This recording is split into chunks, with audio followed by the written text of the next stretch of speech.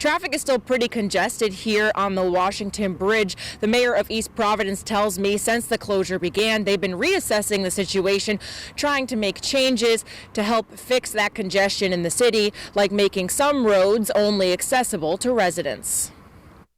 Thank God this is a temporary fix, but we need a new bridge. Let's all be real, folks. Okay?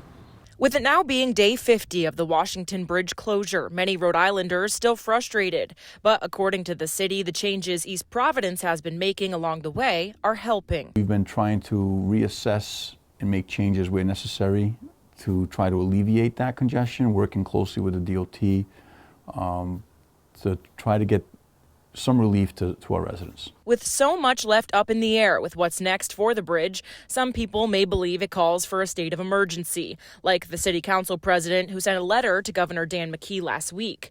But Mayor Bob DaSilva isn't sure that's productive. I don't think declaring a state of emergency if there's no additional resources or no benefit to us as a community or to the state, if nothing comes with that, then the declaration is just a declaration. And with the federal investigation into the Washington Bridge currently happening, there may be no federal funding just yet. However, DaSilva welcomes the investigation. I think having a set of eyes that are removed from the situation is not a bad thing. I think that the DOT and the governor welcomes that review, and I think it's a good thing for the community. Everybody wants to know how we ended up where we are. And he says if the investigation finds that someone was in the wrong, they should be held accountable. If there's anything that's found where somebody along the line, whether it's an engineering firm or somebody dropped the ball, then accountability needs to be front and center.